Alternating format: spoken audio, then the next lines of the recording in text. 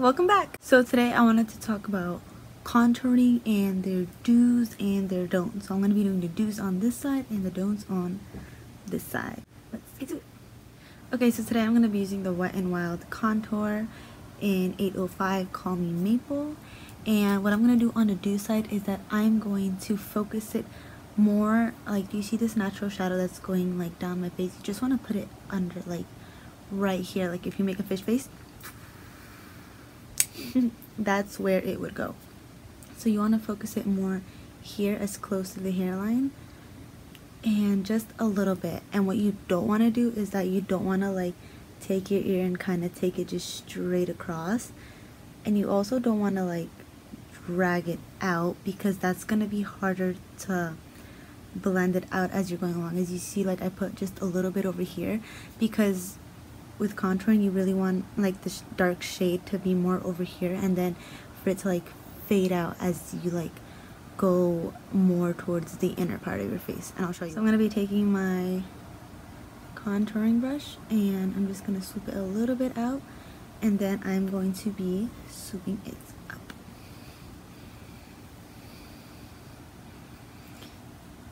Just drag it a little bit out and then up, and I also bring it here to follow that three shape.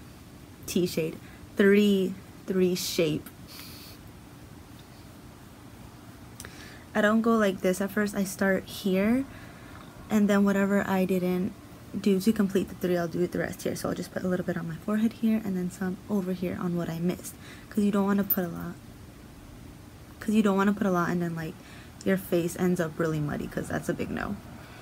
And flick it up. Again, you want to make sure it's at like going at an up angle, so it's going like this, not straight like this one. So look, bring it up here too.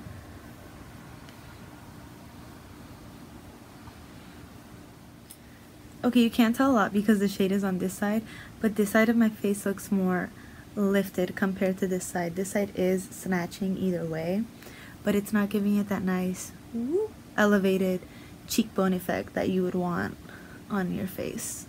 Okay, now let's move up to the forehead area. My forehead, I don't consider it really big, so I don't always contour my forehead. Like sometimes I'll just because like I just want a little bit of a bronze effect, but you don't really want to go heavy if your forehead isn't small. So I'm just gonna buff this out and get into the hairline a little bit to give me that nice sun-kissed look. And then for this one, I have more than I need, and it's just gonna look even muddier, and I don't really see a point if you're gonna put concealer, and it's just gonna conceal the majority of what you just like bronzed and contoured. So ooh, hair gone rogue. Okay, I don't know if you can see, but there's like still some bronze here that I didn't get, and you don't really want your contour to go all the way like near your lips. Like you kind of want it to end around the middle of your eye, and this one is just like just passing that. But moving on to the jawline, the same thing. You want to take the jawline the same way that you took your face over here. So you really want to concentrate it more up here and to follow the natural shadow. So wherever you want like your double chin to disappear, that's where you want to put your contour. So again, that's a lot heavy-handed and you're doing more, but at least this is in the right spot. And here you just want to focus it more on the beginning, and then you're gonna blend it out. It's gonna like smooth out when it hits the chin. And you also don't want to, like, just for like the sake of the video, you don't want to put it all over, because that is gonna call for a real messy look. Okay, so just blending this out. And this is not going to be easy to blend out, because as you can see, I put too much. It's too much bronzer. It doesn't know where to go. It's going down the chin. It's not looking like a nice, it's not looking nice. It's just looking patchy and muddy, and you don't want it. Whereas if you just put a little bit here in the beginning, you can easily blend it out.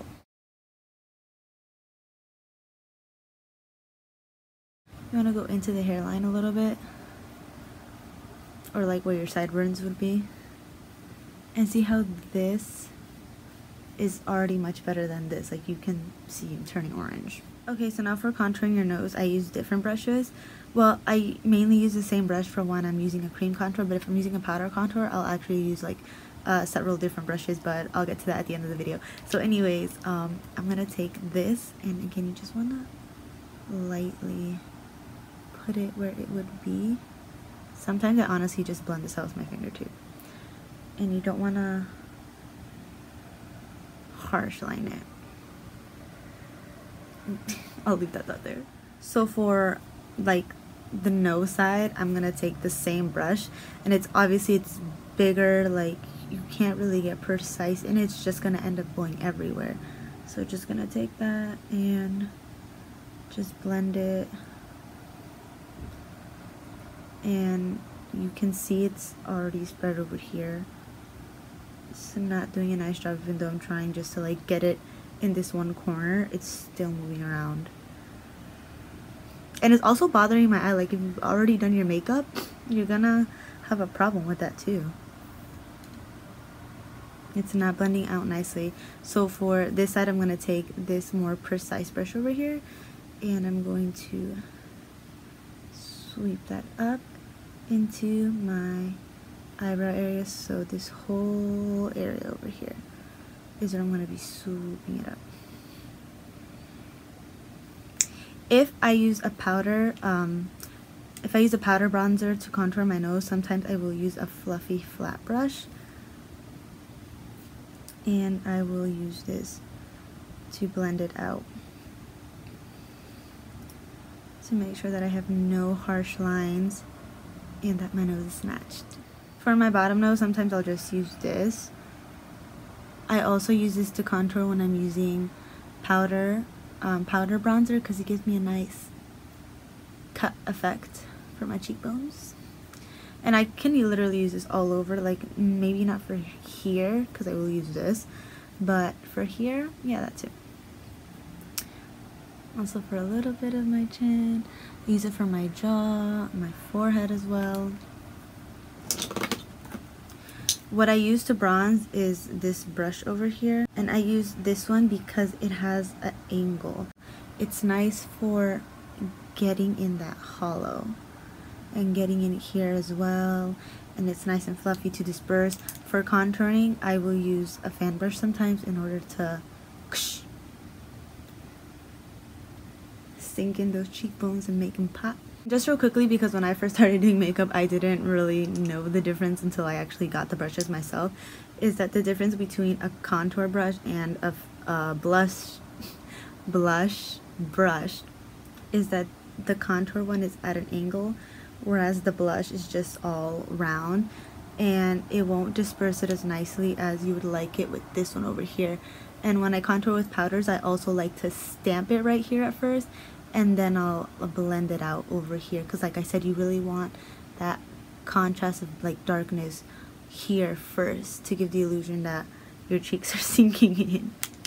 So, quick tip on that. Hey guys! So I was actually smart enough to forget to film my outro.